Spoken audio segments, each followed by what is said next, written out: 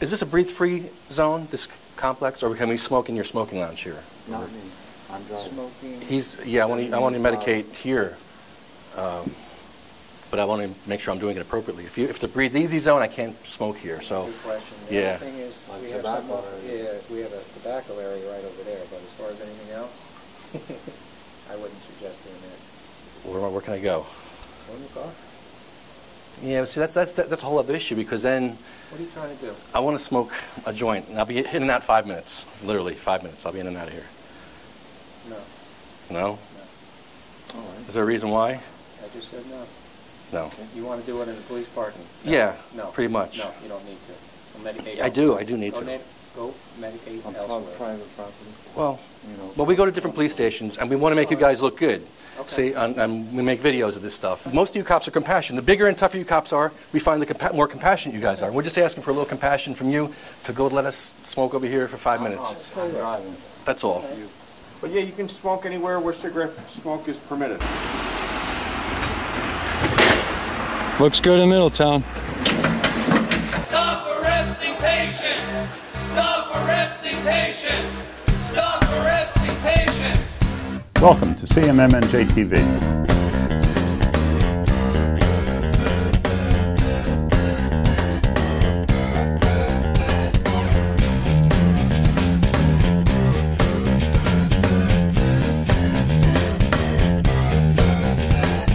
Every 42 seconds, someone is arrested for marijuana. I'm Ken Walski, Executive Director of the Coalition for Medical Marijuana New Jersey.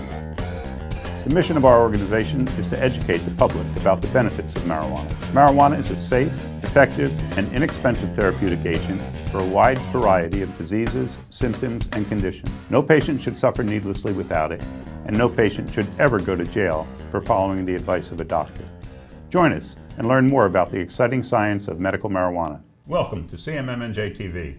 I'm Ken Walski, Executive Director of the Coalition for Medical Marijuana New Jersey.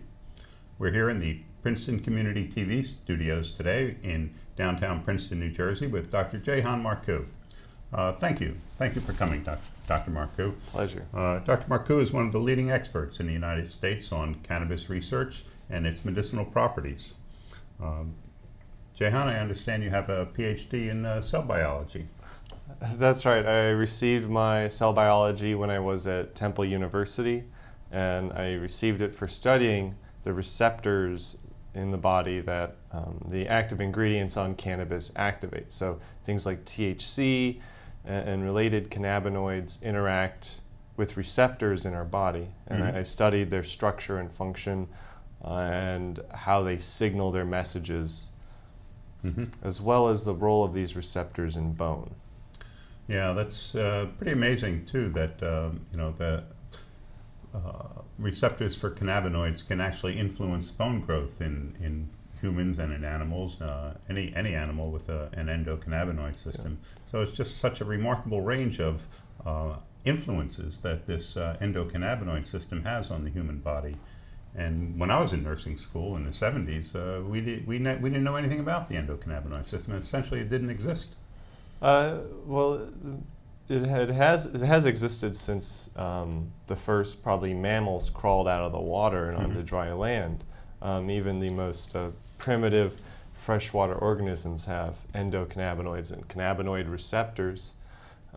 I should say we didn't recognize its existence. Right, but in the 1970s, though, that's when probably the really strong evidence began to emerge about cannabinoid receptors. In the 60s, THC was isolated and identified as the main ingredient in cannabis in Israel by Raphael Meshulam's lab.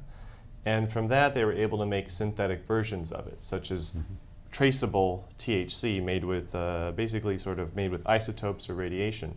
And so they're able to stain brain slices and look at locations of where cannabinoid receptor sites might be.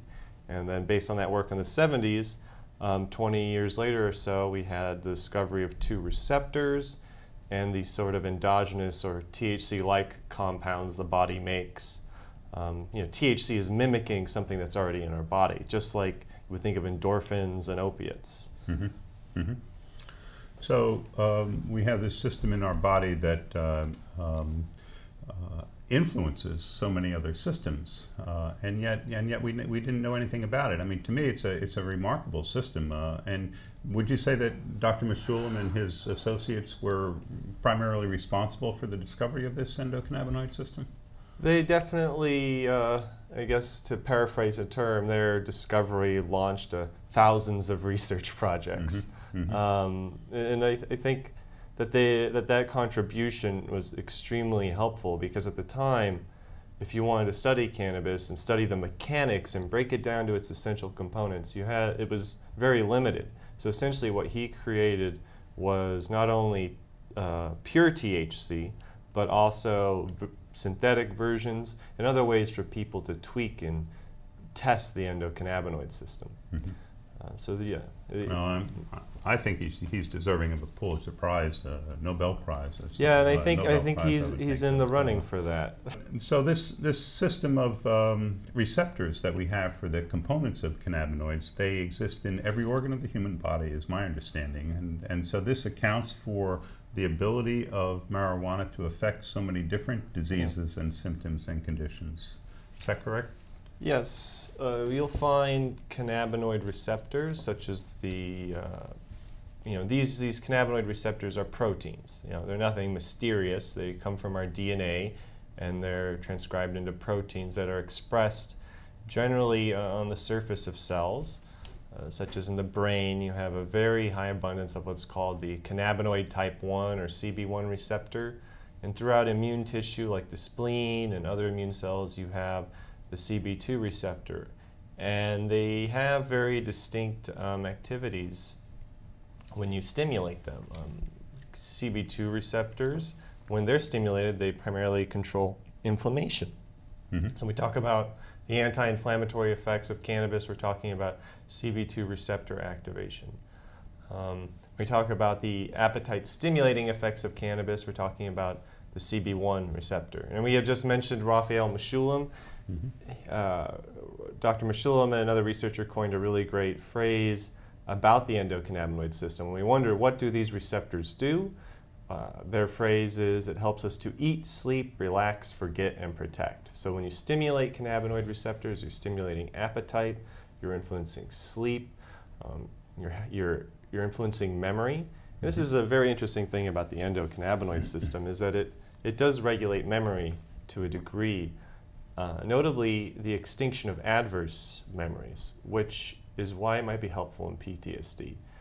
And for people out there who are concerned about maybe side effects of cannabis use, you have to keep in mind that forgetting is just as important as remembering. If I saw, if I remembered every face I saw from Brooklyn to Princeton, my head would explode just from this morning's commute. So it's really important that you have a system in your body that can get rid of information that is not useful, that is not helpful, and potentially dangerous to you. Potentially harmful, especially as you mentioned in PTSD, post-traumatic stress disorder, where these adverse memories or memories of an adverse event have a very deleterious effect on a person years later, and could be for the rest of their life unless these memories are somehow dealt with. And so this is how marijuana helps to manage post-traumatic stress disorder by extinguishing these painful and hurtful memories.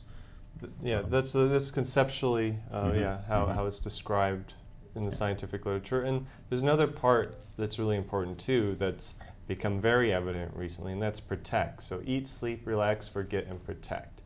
And what do we mean when scientists say protect? We mean that cannabinoids, such as THC or cannabidiol, are non-toxic.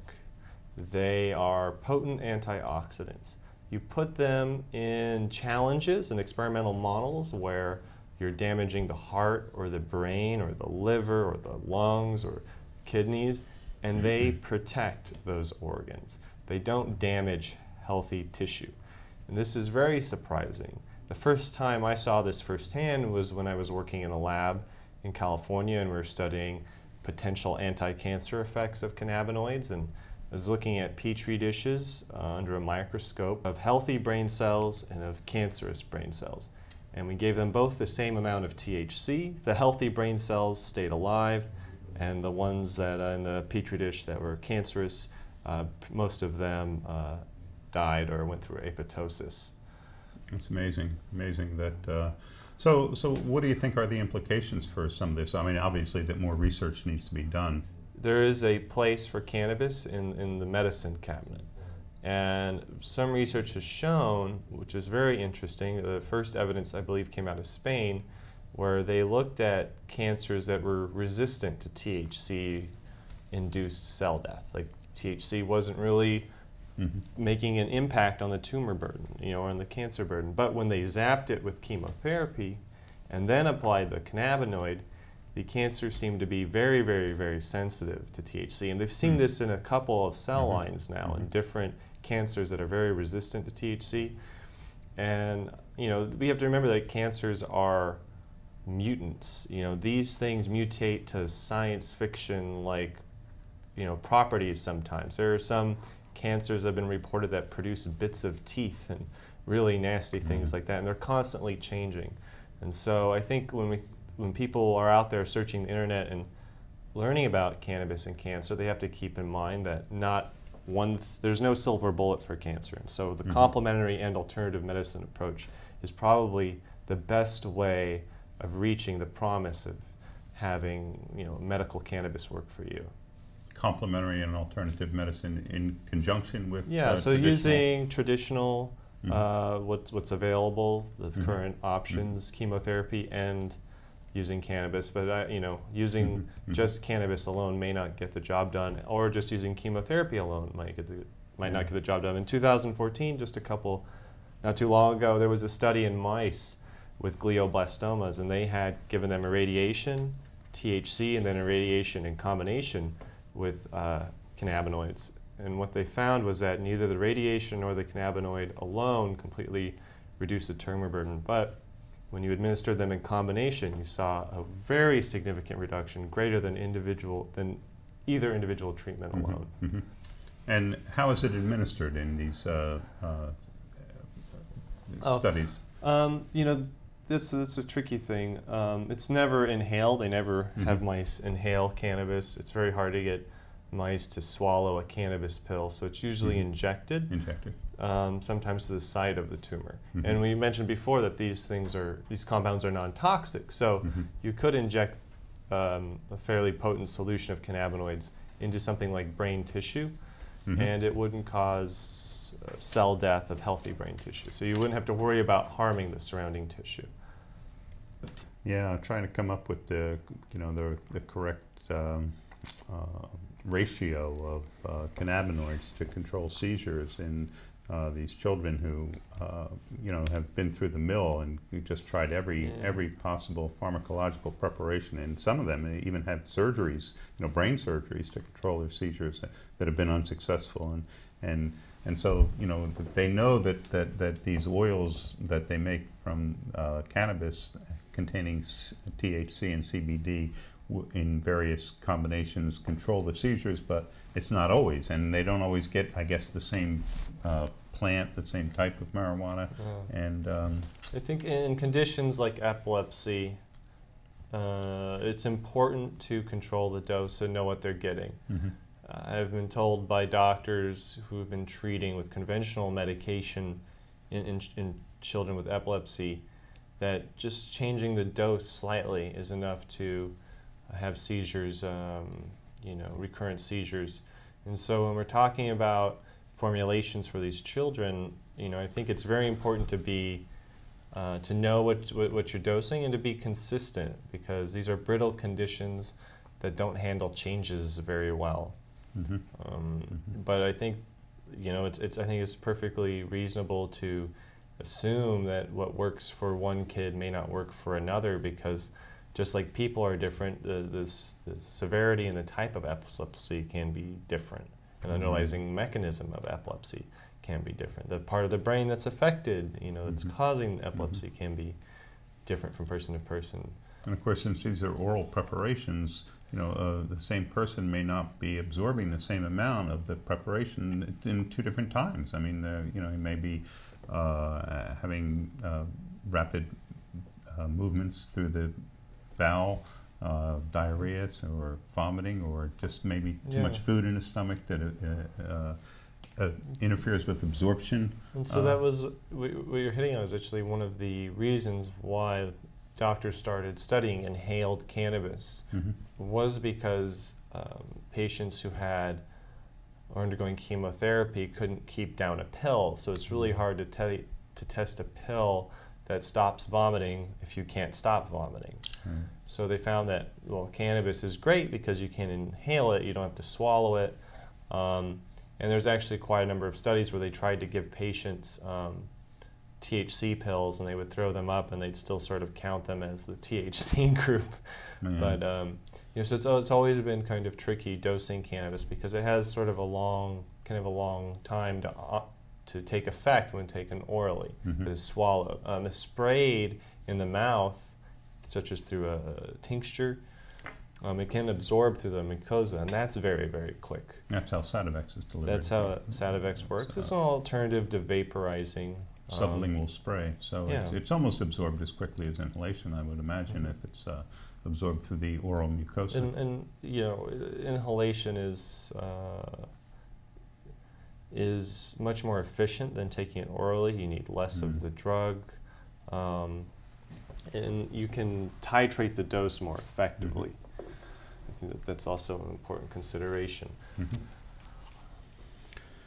And I'm very interested. You're working on a book chapter on psychiatric illnesses too. I mean, in addition to post-traumatic stress disorder, I know that a lot of people who, for example, have bipolar disorder are drawn to the use of cannabis because it seems to alleviate the depression with its euphoric effect, and it seems to alleviate some of the manic symptoms of the bipolar disorder.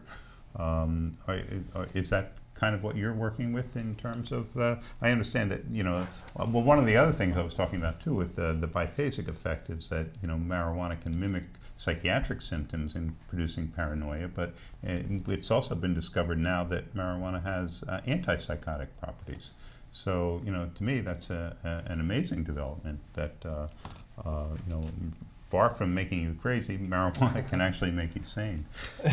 Well, there's, you know, biphasic effect, I think, is a great way to describe it. One dose can be stimulatory, one dose can be inhibitory, you know, and that's an important point about cannabis pharmacology. And I think also the age of the person makes a difference, too. There was a really interesting study at the last International Cannabinoid Research Society meeting, ICRS, which happens in late June, usually June 28th to July 3rd. This year it's in Canada, in Nova Scotia.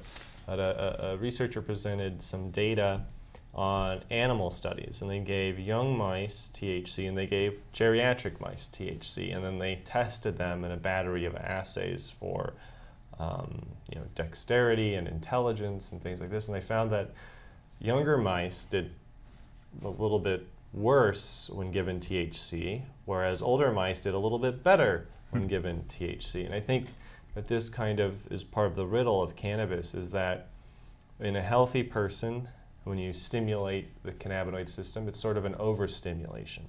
And in an unhealthy person, a sick person, when you stimulate the endocannabinoid system, it's bringing the system back up to its regular sort of functioning level. And I can give you a couple examples to help drive home this concept. And one is appetite. If you take a healthy person, you give them THC, they're going to become overstimulated and they're going to eat everything in the fridge. You know, they're just going to devour food. But if you give someone who, say, is going through chemotherapy, cannabinoid like THC, their system is going to be stimulated back up to the level it's supposed to be at. Like, this is the level of hunger they're supposed to have. This is the amount of calories they're supposed to intake. And I think that's also true with inflammation. You know, people who are already suffering from inflammation use cannabis, they're going to get a greater therapeutic effect than people who aren't.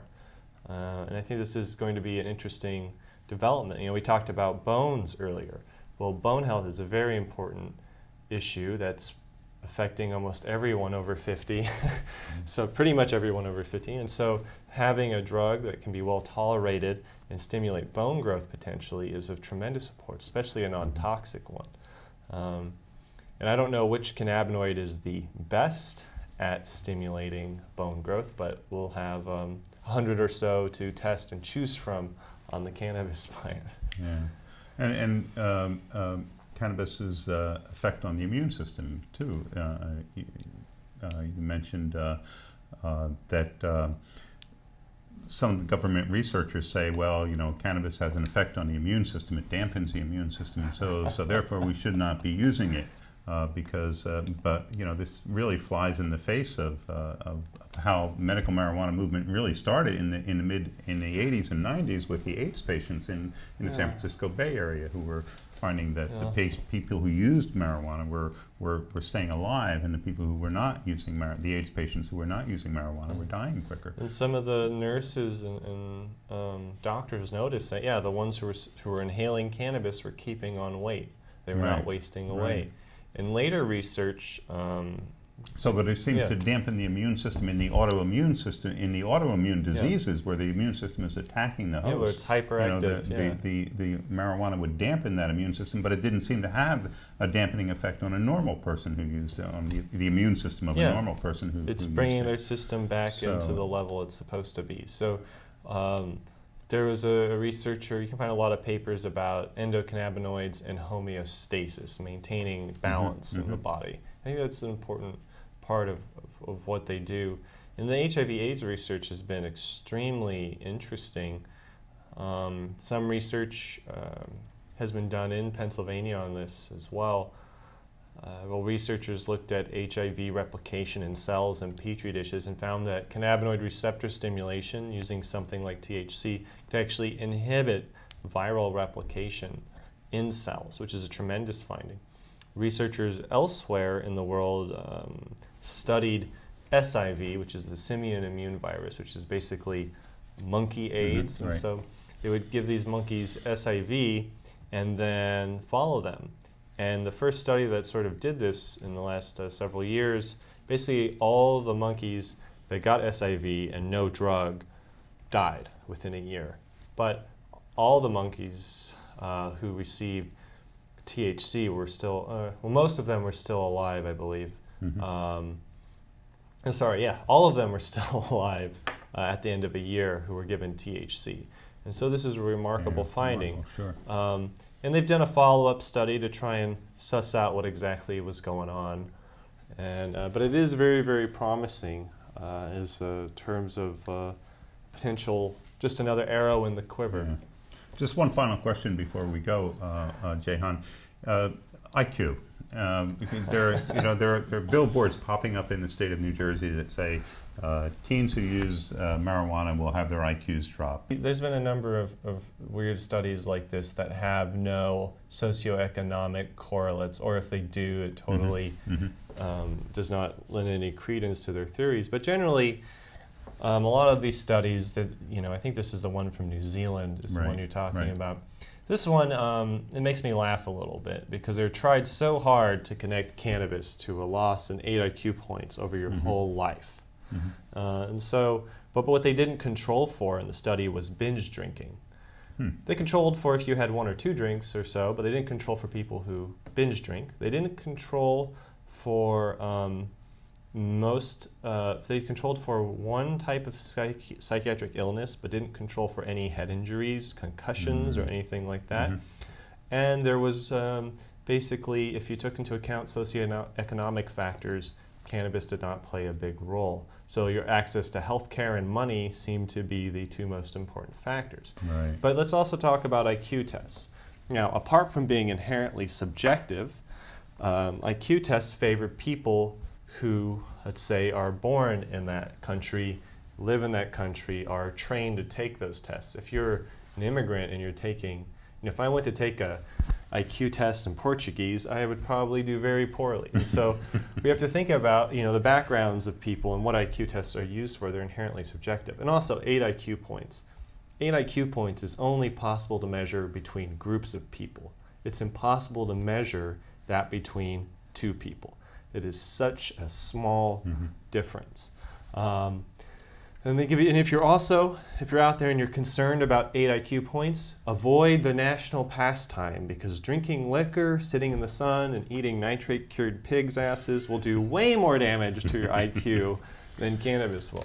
Well, but I'm not saying that, you know, if you're using cannabis to avoid studying and working hard, that of course have a deleterious effect on your career. But cannabis in and of itself should not derail most people. yeah, and it was a much stronger correlation, 8 IQ points with marijuana use, but there was like 17 IQ points with socioeconomic factors, from a high socioeconomic and there has actually middle been to a low socioeconomic a long-term status. study looking at brain function, cognitive function, and cannabis use. It's a study by Pope, is the last name of the researcher, and it is the most extensive long-term study we have on the subject. And in order to be in the study, you had to have be a current cannabis user and have used it at least 5,000 times. So you have people as young as 30 in this study. And what they found was that despite the amount of use, low, medium, high, extremely high amount of use, all effects disappeared with 30 days of abstinence. So there were no significant detectable effects 30 days after use. How about that? So I think that that's something we have to remember, is that you know, if you are experiencing something negative from cannabis, any detectable effect on cognitive processing will be gone in 30 days. That's what science says. Pope, I believe the study was published in 2001, so we've had over a decade to go over this data, but I haven't seen anything that compares to the quality of this research. Well, thank you so much for coming to our studio today to talk to us about marijuana therapy and your research, Jahan. It's been a pleasure having you here. For more information about the Coalition for Medical Marijuana in New Jersey, join us at our free public meetings on the second Tuesday of every month at the Lawrence Township Library in Mercer County, New Jersey, from 7 to 9 p.m. Snacks are served and all are welcome. Remember, every 42 seconds, someone is arrested for marijuana. Every 42 seconds, someone is arrested for marijuana.